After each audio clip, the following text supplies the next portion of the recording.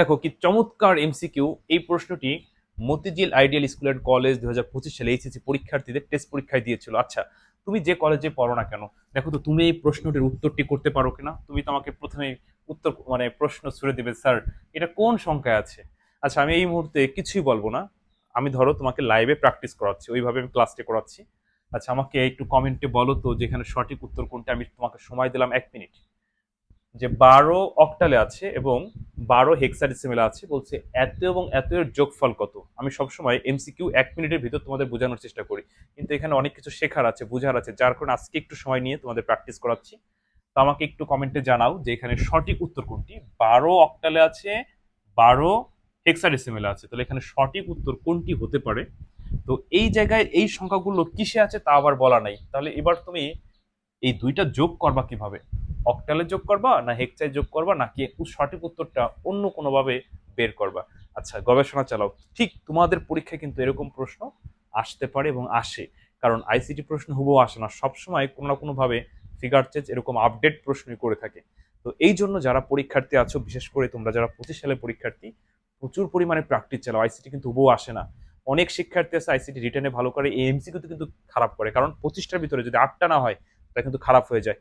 এরকম অবস্থা যদি কেউ থাকো, তোমার আইসিটিতে পাশ করানোর দায়িত্ব আমার। আমার এই হোয়াটসঅ্যাপ নাম্বার এসএমএস দিও, আমি মানে আমার এই কোর্সে ভর্তি হওয়ার সঙ্গে সঙ্গে ব্যাখ্যা সহ একটা এমসিকিউ সাজেশন দিব, যেগুলো তুমি পড়লে হুবহু না আসলেও তুমি যেন পারো, এই কারণে ব্যাখ্যা সহ। আর লাইভে তো প্র্যাকটিস করানো হবে। এরপর ধরো তুমি বেসিক জানো না, ওই ভর্তি হওয়ার সঙ্গে সঙ্গে 1 মাসের ভিতর তোমার পুরো বই কমপ্লিট, 1 মাস লাগবেও না, হাতে 10 দিন সময় থাকলে 10 দিনে কমপ্লিট। তো বিস্তারিত জানতে আমার এই নতুন হোয়াটসঅ্যাপ নাম্বার এসএমএস দিও। 25 সালের পরীক্ষার্থীদের জন্য সামান্য সম্মানী মাত্র 499 টাকার বিনিময়ে অনেক কিছু পাবা। Live class, record class, test paper solve, board question solve, ক খ উত্তর সহ সাজেশন, এমসিকিউ ব্যাখ্যা সহ সাজেশন, তারপরে হচ্ছে পুরো বইয়ের বেসিক ক্লাস 35টা 20 মিনিট করে, সব কিন্তু মাত্র 499 টাকায়। তা হাতে যদি 1 মাস সময় থাকে, সময় নষ্ট করো না, কারণ এখন বড় বড় হইছো। তোমাদের এই বয়সে একটা ধাক্কা লাগলে মানে জীবনের চলার পথে অনেক বড় একটা বাধা সৃষ্টি হবে। তো এরকম যদি কেউ থাকো যে স্যার আমার তো অবস্থা খারাপ, বিশ্বাস করো তোমার আইসিটিতে অন্তত পক্ষে আইসিটির দায়িত্ব আমি নিবো, এটার কোনো সমস্যা হবে না। বিস্তারিত জানতে আমার ওই নম্বরে এসএমএস দিও।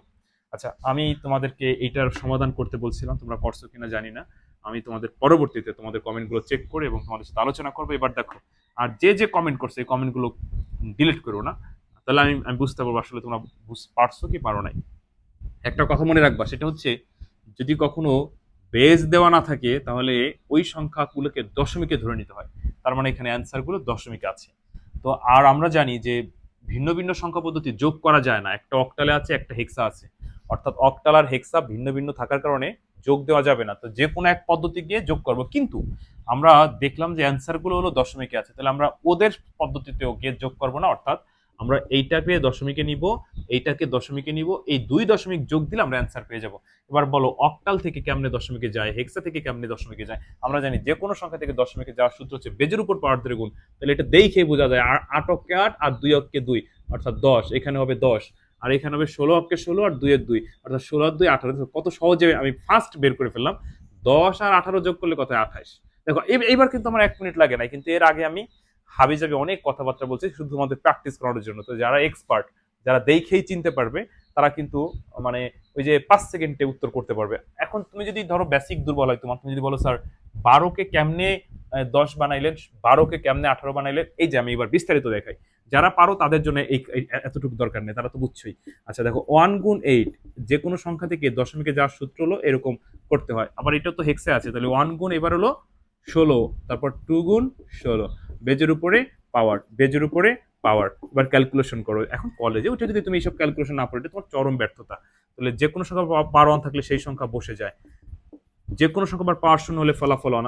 আমরা কিন্তু কোনো পরিবর্তন করি না, শুধু পাওয়ারের কাজ করছি। ঠিক এই জায়গাও তাই, অনের জায়গায় অন, যে কোনো সংখ্যা পাওয়ার 1 থাকলে সেই সংখ্যা বসে যায়, যে কোনো সংখ্যা পাওয়ার 0 হলে ফলাফল 1। এবার তুমি গুণ করো, 8 অক্ষে 8, 2 অক্ষে 2, 16 অক্ষে 16, 2 অক্ষে 2।